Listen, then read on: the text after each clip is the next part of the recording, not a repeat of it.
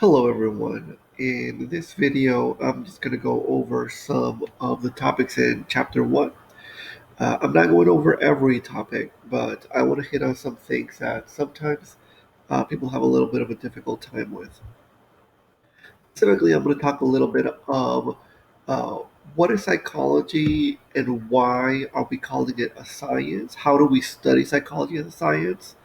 Then I'm going to talk a little bit about how we do scientific studies in psychology, and then I'll talk a little bit about ethics and a little bit of the history of psychology. The field of psychology, when we talk about what you're going to learn in this class, in this book, etc., the modern definition of psychology is the study of behavior and mental processes. And that's what we're going to talk about. How do people behave? Why do they behave that way? What's going on in the mind that makes people behave in those ways? Uh, this is important because I can't see what's happening inside your mind.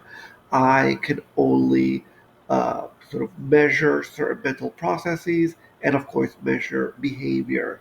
And even to do that, I sometimes have to be quite creative, or researchers have to be quite creative in the way they measure those things. Now, in most of your other classes, if you take biology, biology means the study of bio, meaning life. Well, psychology doesn't really fit that scheme. The word psychology technically means the study of the soul. And that doesn't really make a great deal of sense when you think about behavior and mental processes. So, what's the disconnect? The disconnect is that psychology is, as a field of interest, is quite old. People have always wanted to know, why is this person crazy and why is this person not? Why is this person successful and that person is not? Why do we have dreams?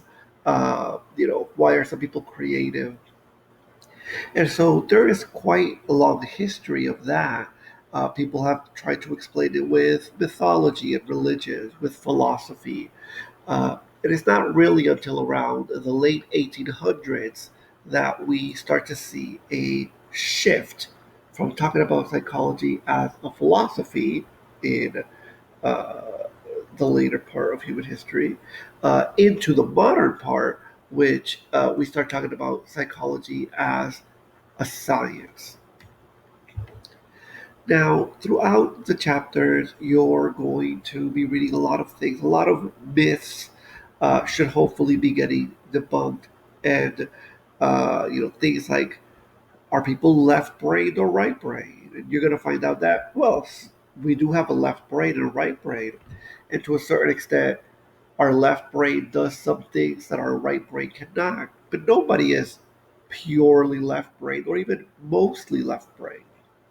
Uh, you will learn that intelligence is a very complex concept, um, and that our genes might play a part in that, but under no circumstances uh, can can you explain all of intelligence via some form of genes, or by trying to understand genes.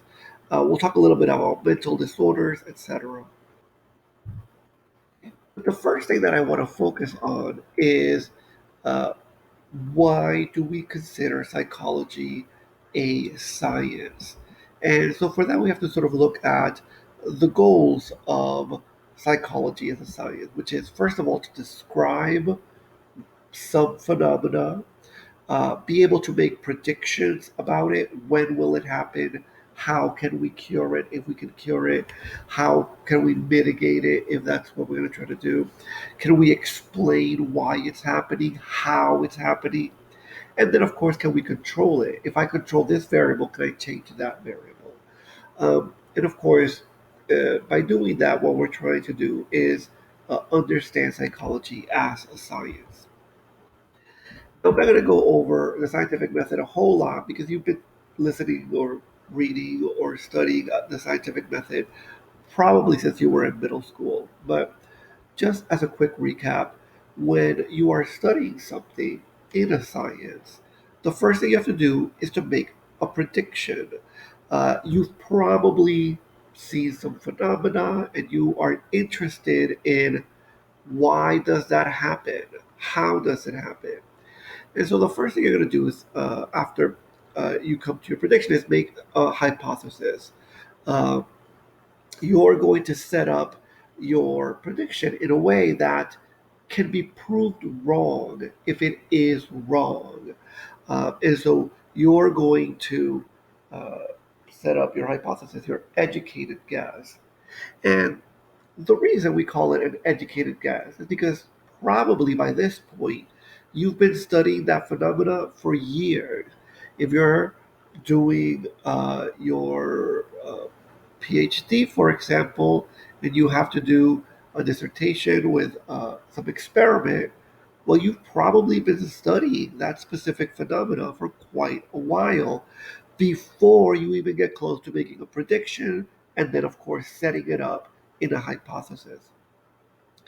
Once you have your hypothesis, then you're going to pick out a research method, and I'm going to talk about that in just a moment. You're going to figure out a way to study, to test your hypothesis. There's a lot of different ways that you can do that.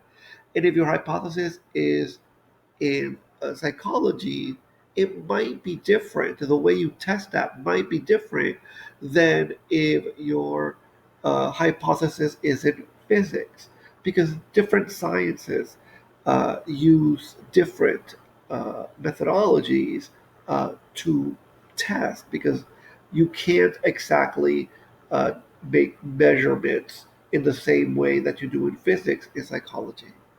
But once you test it, then you're going to get a bunch of data back.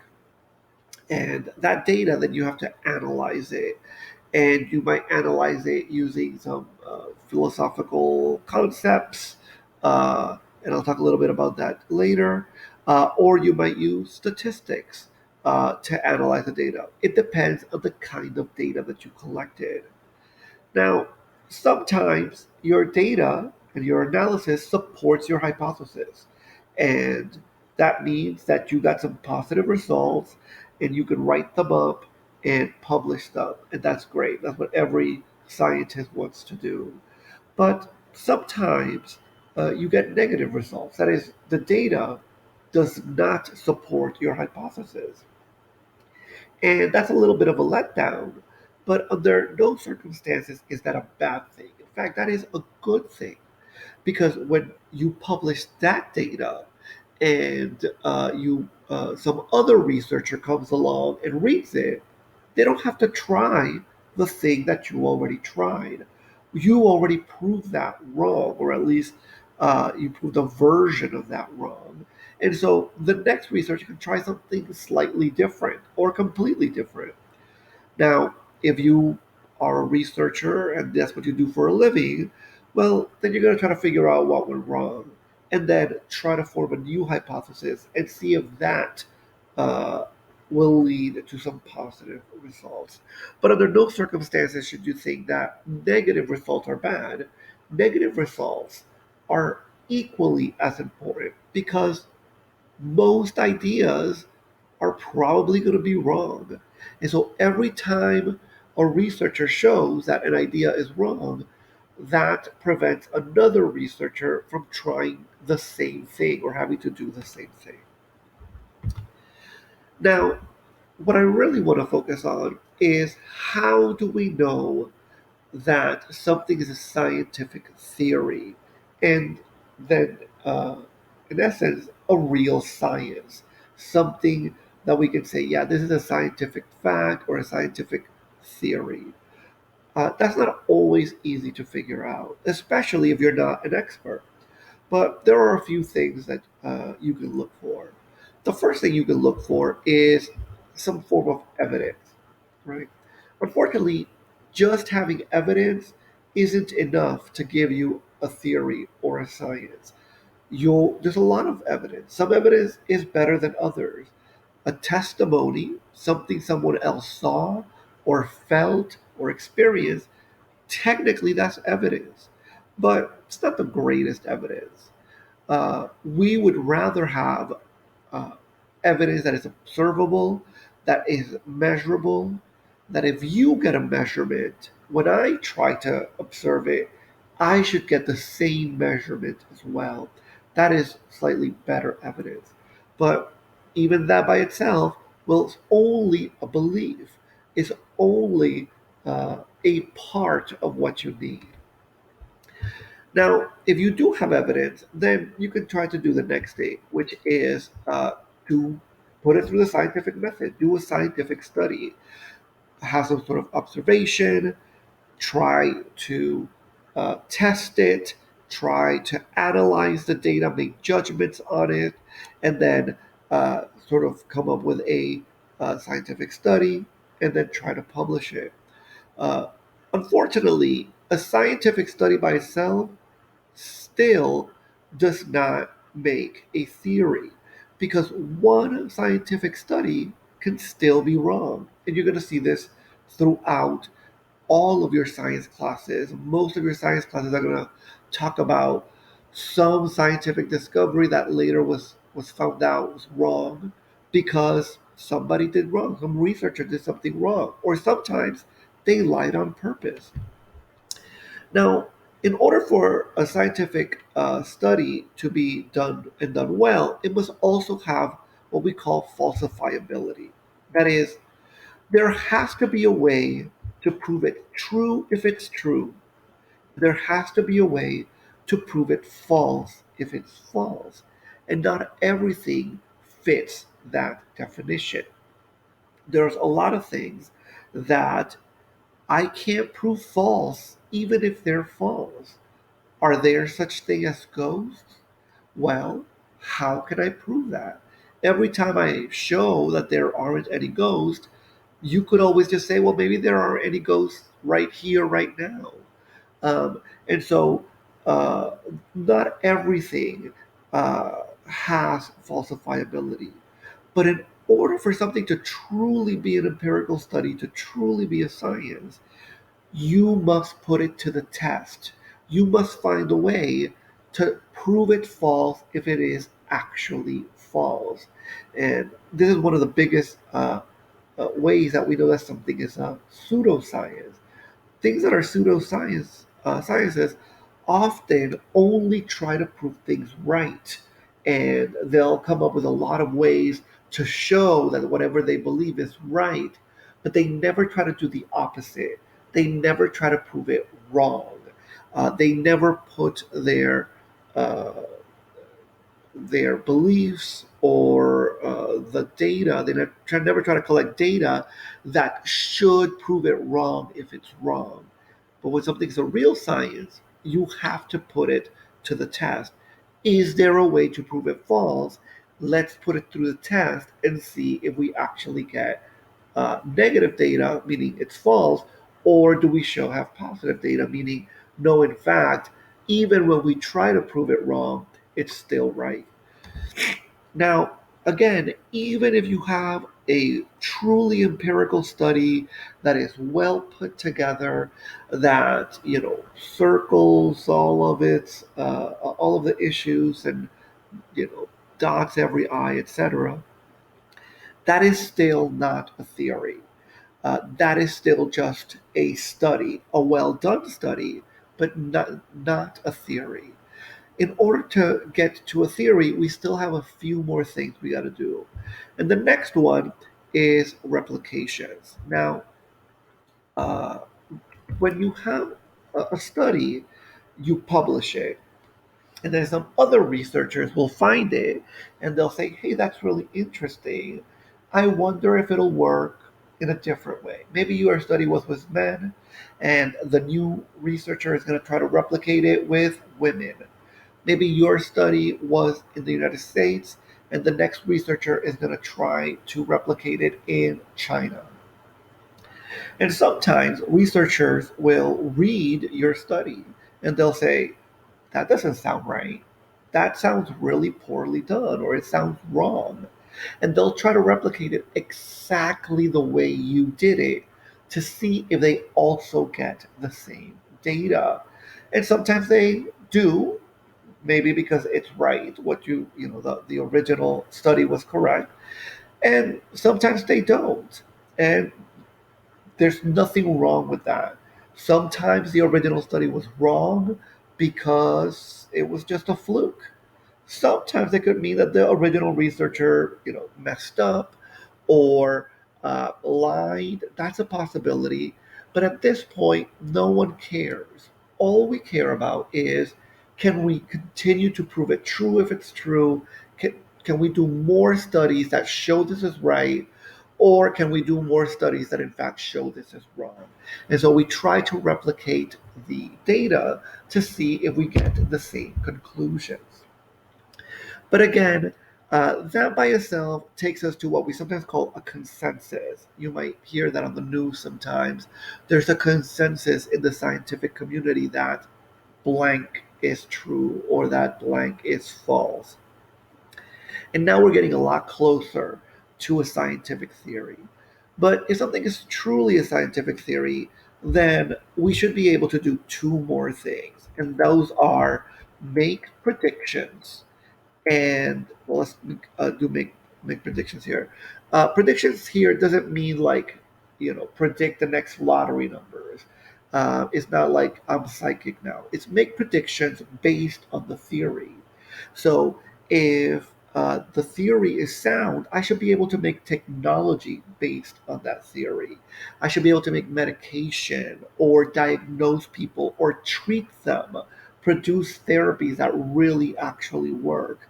So, if you're dealing with depression and, I have a theory of neurotransmitters, I believe that your serotonin levels are too low. Well, if I give you serotonin levels, a drug that brings up your serotonin levels, then I should make you better. And sure enough, under some circumstances, I can make that happen. And of course, the better the theory, the better the predictions that I should be able to make.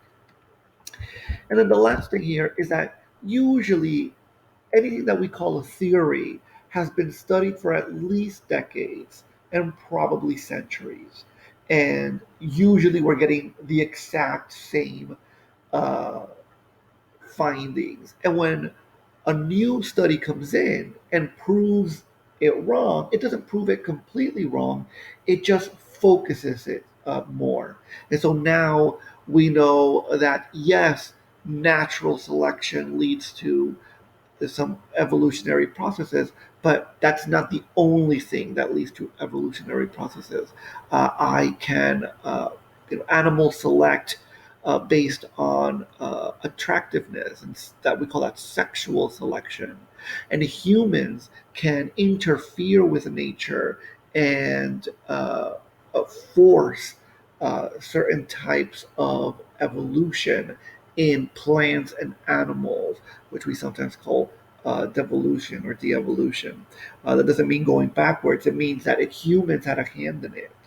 When you have all of these things together, and only when you have all of these things together, can you call something a scientific theory. Now, when you're missing one of them or more of these things, then there's a good chance that you're not really dealing with a scientific theory. And what you're dealing with is something that we sometimes call a pseudoscience.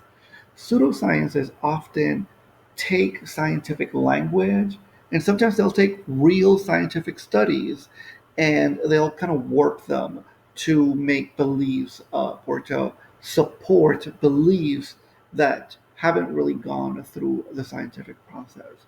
I'll give you some examples of these. For example, if you lack evidence, again, then you lack a scientific theory or a science, and that's just a pseudoscience. People will tell you weird things like chemtrails. Chemtrails are, those vapor particles that are left behind when some jets fly, that those are in fact chemicals being released by the government to make people sick or to turn your dog gay. That's a real one, by the way. People really believe things like that. And there's no evidence. How do you even show that evidence? You know, where are these people getting these ideas from? All they see are sort of the smoky particles in the sky, and then they just jump to conclusions without going through any of the data or any of the scientific process. That is a pseudoscience. Now, sometimes there's evidence, almost even real evidence, that you can observe and measure, but there's no scientific method. And again, there you're left with a pseudoscience. You wake up, or a lot of people wake up on uh, December 25th to find presents under the tree. And so long as you stop looking there, wow, there's some evidence that Santa Claus is real. If you look through the internet, if you look at pictures, if you go to a mall, you're going to find somebody that looks like Santa Claus. And you might go, hey, look, all throughout history, these people have existed, or this man has existed.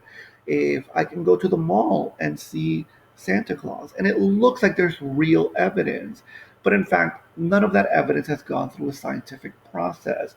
There haven't been observation, there haven't been tests, there hasn't been any kind of analysis. Sure, the evidence is there, but it hasn't been tested in any way that's real. Um, and so, again, this is just a pseudoscience.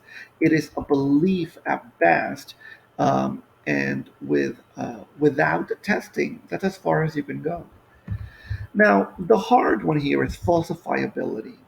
There are things that you could try to measure and you could try to do a scientific study on, but they don't really have good falsifiability.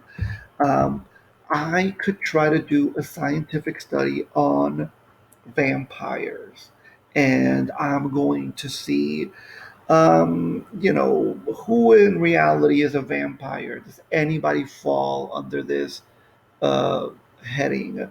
And I can go measure people, and I could test their blood, and I could test a bunch of other things. But there's a problem, which is there's no way to prove it true if it's true or false if it's false. For one, there's a bunch of different definitions for what a vampire is.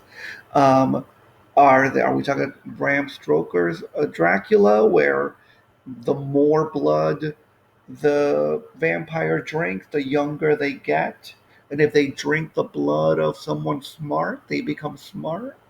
Or are we talking Anne Rice's uh, vampires that are eternally beautiful and eternally young?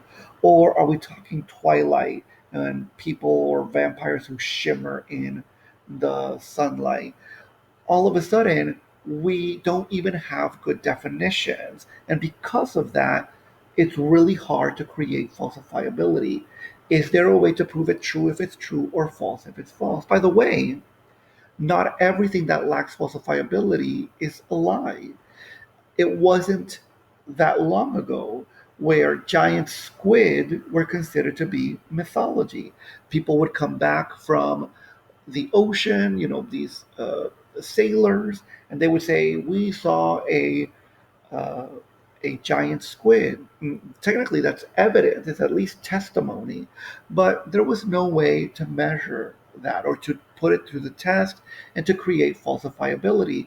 Because if I go out and I don't find any giant squid, well, when I tell the sailors, they're going to say, "Well, I don't know what to tell you. It's a big ocean and you just didn't see it, but I saw it."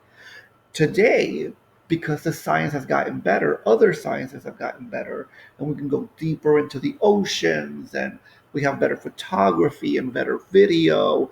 Well, all of a sudden, we have evidence. We'd be able to create falsifiability and create better scientific studies that have proven that the giant squid is, in fact, a real thing. So just because something doesn't have falsifiability doesn't necessarily mean it's not real, but it does mean it's not a science, or at least it's not a science yet. And there's no way to study that as a real science. If I take it to the next, by the way, this is it would be considered a pseudoscience. Um, Now, again, as I mentioned, by one study by itself does not create a a theory, a scientific theory, and sometimes a study will give you some weird uh, reaction or some weird conclusion. And there is one study that came out that said that, uh, excuse me, vaccines caused autism. Now, we know that that's not true now. We know it because other researchers tried to replicate that study, and they found out that that original study had a bunch of things wrong with it. And that's why it came to the conclusion that vaccines led to autism. uh, the next studies, or the studies that came afterwards, showed that in fact there was no connection between vaccines and autism. But there are still people who believe this. This is a pseudoscience. These people will point to that one study all the time. They'll ignore all the other studies that show that the first study was wrong, of which there are way more. And they'll focus on other studies, whether or not large amounts of mercury or pure mercury are going to damage your brain. Yeah, that's true. If you take pure mercury and you get it into your bloodstream, it could damage your brain. But that's not what's in vaccines. Not pure mercury. It's a type of mercury salts, um, and that's used to enhance the vaccine. But again, there are studies that demonstrate, and those have been replicated. We can show that those kinds of salts do increase the potency of vaccines. But that original study that we were talking about has been proven false. This is a pseudoscience. People who believe this believe something. Now, there is that one study, but they use it incorrectly because that one study was eventually proved wrong. Now, the next thing is, even if you have all of these things, can we make solid predictions? You are going to see a lot of things uh, on TV and in articles that are going to tell you, this cream takes away wrinkles. And if you take enough vitamin C, you can stop a virus. Obviously, those things are wrong. Um, there are a lot of studies that show those things are wrong, but people make random studies and they try to replicate it, and these companies play with the data so that they can show something. Homeopathy kind of works like this as well. There's a lot of ideas, and they'll kind of show it with one person, and they won't try to replicate it, or they again play with the numbers over and over again. But what it lacks is the ability to make predictions. If I have 100 people who have the flu and I give them all vitamin C, will it take away their flu? And of course, I can't make that kind of prediction because it's just not true. If I give these 80-year-olds this cream, how long do they have to use the cream before all of their wrinkles go away? And again, you can't make those kinds of predictions because, yes, these companies kind of play with the numbers and they try to show some scientific data, but in fact, they're lying. And the greatest proof that they're lying is that they cannot make real predictions. Uh, Probably the closest one, if we're talking about, beauty products or vitamins or homeopathy, at least beauty products have real scientists working on them. And even still, I mean, how many uh, beauty products claim that they take away wrinkles, and they just don't.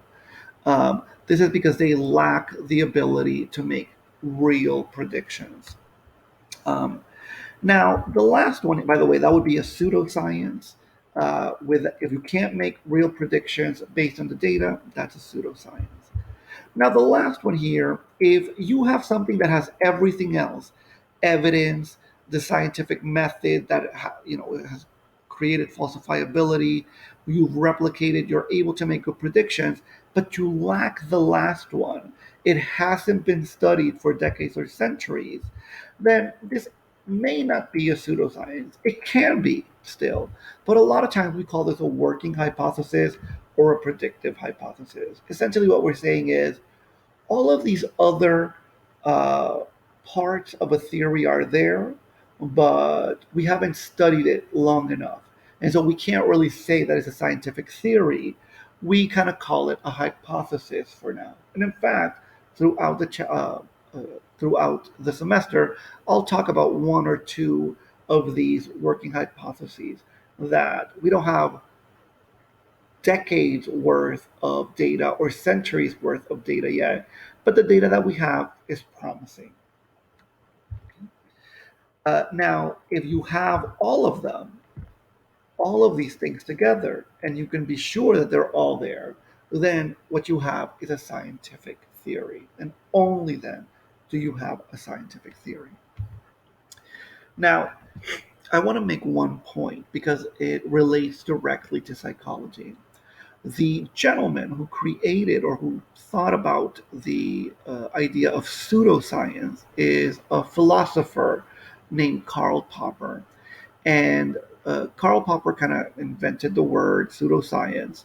And one of the things, or one of the sciences that he called a pseudoscience, in fact, the main one he called a pseudoscience, was psychoanalysis, one of the fields of psychology. And at least at the time, he wasn't exactly wrong, right? What Karl Popper was doing, he was looking at the science of Albert Einstein and the science of Freud and seeing how these two men were coming to their data and then representing it. How were they making the predictions?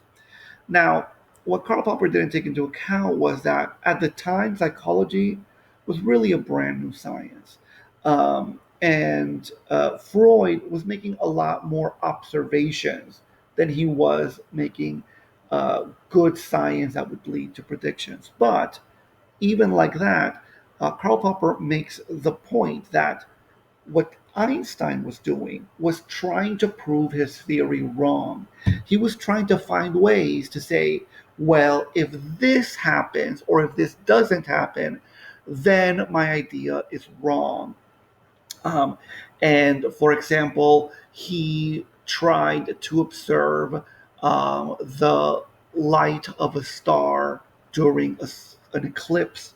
Um, Trying to prove, right? If he had been wrong, then he wouldn't be able to see the star during the eclipse because the star would be directly behind the planet that was covering it. But if he was right, then he would still be able to see the light or the star because the bend on the space time continuum caused by gravity would cause the star's light to bend around the planet. That's not really important. The point is that he tried to prove it wrong. Freud, on the other hand, wasn't really doing that. Freud was just making observations, and he was just he could almost fit anything. He could try to explain almost anything through psychoanalysis, and that is the exact opposite of what a real science is going to do. A real science is going to try to predict the thing it can predict, and then if it everything else, if it doesn't really fit that mold, then you go, well, this theory doesn't really explain that. Um, and so to Karl Popper, um, psychoanalysis was a pseudoscience. Today we know that really he was wrong. Uh, Psychoanalysis and today what we call psychodynamic theories isn't really a pseudoscience. How can I show this to you? Well, I can show it to you because a century later, the predictions that Freud made, we can show now with real science or with better science, right? So Freud said that children at around the age of 3 fall desperately in love with their opposite sex parent, and this affects their adult life. Well, today we can show that not just in humans to a certain extent, but also in animals. And we call that imprinting, and how animals imprint their parents and will often look for sexual partners in adulthood that remind them of their parents in childhood. Um, Freud talked about the id, that animalistic part of your mind that is always triggering you for immediate gratification. Well, at the time, there was nothing that you could say, well, this is the id. It was just an idea, a metaphor for what was happening. But today we can tell you that your limbic system, specifically your amygdala, um, are like your id. They create fear and anxiety. They respond to immediate gratification. Your limbic system in general is where your rewards pathways is created or uh, responds to rewards. Um, and your ego, the part of your mind that's supposed to control your id, again, during Freud's time, there was no way to point to something and say, this is your ego. It was just a metaphor. But today I can point to that. And in fact, I can not only point to the frontal lobe, but I can tell you that it takes decades before your frontal lobe has good control of your limbic system. And it's not until you're around 20, 25 that your frontal lobe has a good job in controlling your anxieties and your intrusive thoughts and your aggression, etc. We have good science to show this. And today we're going to continue to talk about psychoanalysis and psychodynamic theories because Freud's theories still explain better than anything else a lot of concepts like ego defense mechanisms. Why does someone who cheats often uh, blame or accuse their partner of cheating when they're the ones cheating, right? That's an ego defense mechanism. Your unconscious mind fixations, psychosomatic symptoms. How come sometimes people feel like they have pain, but there's nothing wrong with them physically? It's all in their mind. That's something that we explain better with psychodynamic theories. Talk therapy as a way to deal with mental disorders. That's something that Freud came up with that we continue to use today.